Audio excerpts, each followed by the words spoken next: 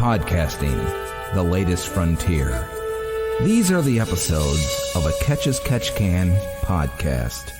Its continuing mission: to explore strange, nerdy topics, to chat about sports, movies, sci-fi, and so much more. To boldly pod where this nerd has gone before.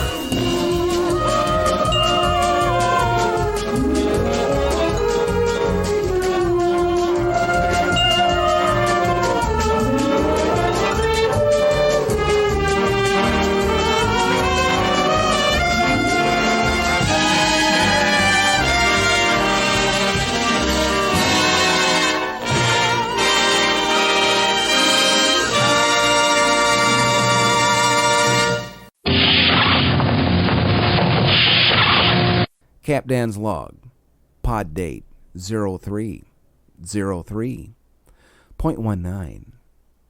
Kind of did a little Paul Lynde into that one instead of Shatner. Anyways, on this episode of Too Boldly Pod, we have three quick little topics that we're going to run over, and two of them possibly may be a future revisiting, a future retelling. And what I mean by that is we're going to discuss old sci-fi versus new sci-fi in the guise of storytelling versus effect. We're also, in our sports topic, going to quickly cover a little thing that's been taking over at least sports talk radio and social media of late, and that is the phenomenon of tanking. And then our Too Boldly Pod question this week will be all about the comedy. So, Scotty, set phasers on stun, engage. Recently, I've been rewatching the first Doctor episodes of Doctor Who on Amazon Prime, and for new Whovians, that doesn't mean I've been watching the Christopher Eccleston episodes from 2005. No, I've been watching the very first Doctor, the William Hartnell Doctor episodes, and I've been sort of watching it in, I'm going to say, in the guise of studying and getting to know them a little bit better in relation to more recent Doctor Who's. And here's sort of the thing that I'm drawing the comparison to that relates not only to Doctor Who from then till now, but also my other favorite show, Star Trek, from then until now. And then until now, of course, I mean from their genesis until current day, or the 60s to right now. And what I'm talking about is I'm noticing a lot in the 60s episodes, the William Hartnell episodes, the budgetary or the effect aspect of the shows sort of take a backseat to storyline. And the same could be said for the 60s or the original series Star Trek episodes in relation to Star Trek Discovery and other shows like that. And I've been watching these William Hartnell Doctor Who's, and if you really watch and pay attention, the stories are really deep and complex and enveloped in not necessarily social settings, but just how complex the stories really, really are. Now, you also have to take into effect that in the 60s, especially in England, they did a lot of things that didn't involve a lot of takes and whatnot. So there were flubbed lines and whatnot. So you have to take that into consideration as far as the quote-unquote time constraints involved in making a show back then. So the acting isn't necessarily the greatest in comparison to today, but if you really pay attention and and involve yourself into the story of all of these episodes. They're really, really fantastic. And that's part of the reason I think that Doctor Who and even Star Trek in the 60s has such an allure and such a draw 50 years later that people still go back and enjoy them as much as they do. Now, flash forward that to current day sci-fi with like Star Trek Discovery and even the new Doctor Who's, the effects and the budgets are much bigger. The time to make each episode is much more lengthy, and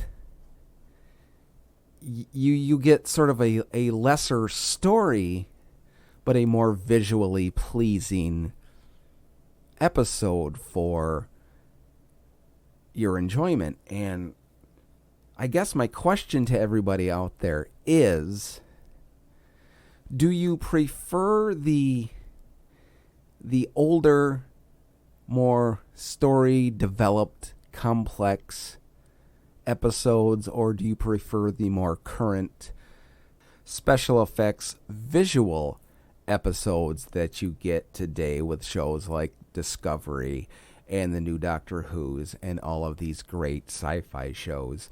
And don't get me wrong, I still love them, I still watch them, I still enjoy them as much as I do the original ones. But I think the reason that when I sit down just to have some mindless entertainment on television, I tend to always go back to the older shows, the Doctor Who shows from the 60s and 70s, the Star Trek, the original Star Trek, even the Star Trek animated series. I think that's why I go back to those, because I really love the format of storytelling.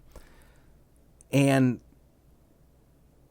everybody's different, so your allure may be more visual, whereas mine seems to be more of a cerebral sort of entertainment. But I don't know. If you have thoughts about this, or you'd like to join me on a future podcast where we can discuss these things, contact me on Facebook or Twitter at Too Boldly Pod. Now, this week's sports topic, I'm sort of going to do off the cuff in kind of a musings from a work van-esque format. And the reason I'm doing it is because at some point I would like to get somebody to join me here on this podcast to sort of do a point-counterpoint discussion of this topic, because it's really taken over sports talk radio and social media. And of course, I am talking about the phenomenon in sports of late of tanking. And the reason I want to do this part today off the cuff is because I see both sides of the coin to it, but there's questions that I have to people that I would love to pose in an interview or conversation setting to really gauge what their answer is. Now, as far as tanking goes, I fully understand the aspect of needing to rebuild a program, but a lot of things, especially on like sports talk radio, you hear hosts talk about, if you're not going to win the championship, then just go ahead and tank. Well, that kind of slaps in the face to me of the definition of true competition. Now, you shouldn't ask or expect an athlete or a team to intentionally go out to throw or give up or not even try to win a game, whether it be football, basketball, baseball, or whatever. You can't ask them to go out and just suck for the sake of getting a better draft pick for the following year. I mean, would you do that if you were a professional athlete? Would you go out and just walk through the motions? I mean, it's a hard thing to ask a professional athlete to go out and not give their best or not try to win whatever game they happen to be playing in, because there's this little thing called a sense of pride and accomplishment. And to me, it's one thing to sort of steer your team in a direction, at the same time still trying to be successful. Now, like I said, I wanted to have this conversation with somebody else so we can sort of bounce thoughts off of each other and react to that. And my whole thing with tanking is I understand rebuilding, but this, like, I'll give you the example. Here in Detroit, everyone has this lose for Hughes thing for the Detroit Red Wings. And why that's all well and good, one thing, how do you know Jack Hughes is going to be a superstar? So if you lose for Hughes and don't bother letting your current players develop and play and get better, then what's the point? You're just going to suck the following year. So rebuilding is one thing. Outwardly tanking, to me, just, it's kind of a slap. You're asking people to support you by way of buying tickets and merchandise and whatnot. And if you don't put an entertaining team on the field for them to go and watch, then what's the point of even trying? So if anyone is interested in joining me for a more in-depth conversation about tanking, I would love to have you here on a future To Boldly Pod, because I think that would be a fun conversation, a good point-counterpoint, a good tete-a-tete, if you will, about the phenomenon of tanking. So contact me on Facebook or Twitter at To Boldly Pod, and maybe we can set something up in the future and talk about tanking. Now, as you know, I like to use social media to garner a lot of content for this podcast, and how I do that is posing questions to all of my friends on social media and ask them if they'd be willing to join the conversation. Now, for this week's To Boldly Pod question, I wanted to do something a little more fun. And what's more fun than comedy? What's more fun than laughing? That said, my To Boldly Pod question this week was, who was your all-time favorite comedian, and what popular comedian do you really not care for? And I got a ton of responses to this, so thank you all for participating in this week's question.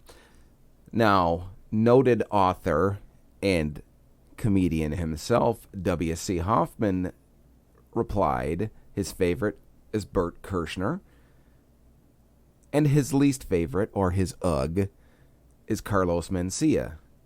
Jim replied his favorite was George Carlin, and he really can't stand George Lopez. My friend Narek replied her favorite is Robin Williams, and her least favorite is Jerry Seinfeld. Izzy, or Mark if you prefer, his favorite is Mitch Hedberg. His least favorite is Jeff Foxworthy. JJ replied his favorite is Tom Segura, and he can't stand Jeff Dunham. Thomas replied his favorite is Robin Williams, and he's really not a fan of Ray Romano. Associate producer at Spock Rock Radio, Kate, replied she loves Rickles, and she can't stand Roseanne. Kurt replied, George Carlin is my all-time favorite, and I don't really have one that I don't dislike. Other, just as important, associate producer Kelly replied Jack Benny for her favorite, and she really can't stand Amy Schumer. My buddy Rob replied Dave Attell is his all-time favorite, and he really can't stand Roseanne. Doug replied his favorite is Ron White. His least favorite doesn't really have one. Other noted author and damn fine fellow Paul Canellis replied the GOAT is George Carlin. The not goat is Daniel Tosh, and that's well put, my friend. Jody replied, Lawrence Martin sucks, and his favorite is Rodney Dangerfield and Robin Williams. And my friend Tony replied, George Carlin was lucky enough to see him perform once in Denver, and he dislikes Larry the Cable Guy. I refuse to ever get her done, with the exception of Cars. He was perfect for the voice of Mater. So thank you all for offering your suggestions and answers to this week's To Boldly Pod. And I thought long and hard about this, and I have a group of favorites, but I don't really know if I could narrow down which one is my favorite. I love Carlin. I love Dennis Miller in his comedy days. His political stuff is funny, but it's not quite as funny as when he was strictly political humor, not going from one side to the other. Now, that being said, I prefer the smarter, more intellectual humor, I guess, which is why I liked Carlin and Dennis Miller so much. As far as a least favorite, goes, there are a lot of performers that I just can't get behind and don't think are funny. So, Carrot Top comes to mind as one. I'm not a big prop humor guy, but you know what? That's the great thing about humor and comedy. What makes one person laugh turns off another person. And that's all right, because we all have a unique sense of humor. And that's going to wrap up another episode of To Boldly Pod. Now, I hope you enjoyed our quick little conversation about sci-fi of old and sci-fi of new. And if it's something you'd like to join us on a future podcast to discuss, I would be happy to sit down and have a conversation with you. Now, speaking of sitting down and having a conversation, I hope you also enjoyed our little offer out there about joining us on a future podcast for a discussion about the phenomenon in sports of late of tanking, because I'd really love to have a conversation with somebody. And finally, I hope you enjoyed this week's To Boldly Pod Q, all about your favorite and least favorite comedians. What makes you laugh? And if you have one and you'd like to share or you'd like to be part of this podcast, contact me on Facebook or Twitter at To Boldly Pod. And as usual, I have no closer for this show, so I'll just say, open the pod bay doors, please, Hal. Thank you all for listening. I'll see you next time, right here on To Boldly Pod.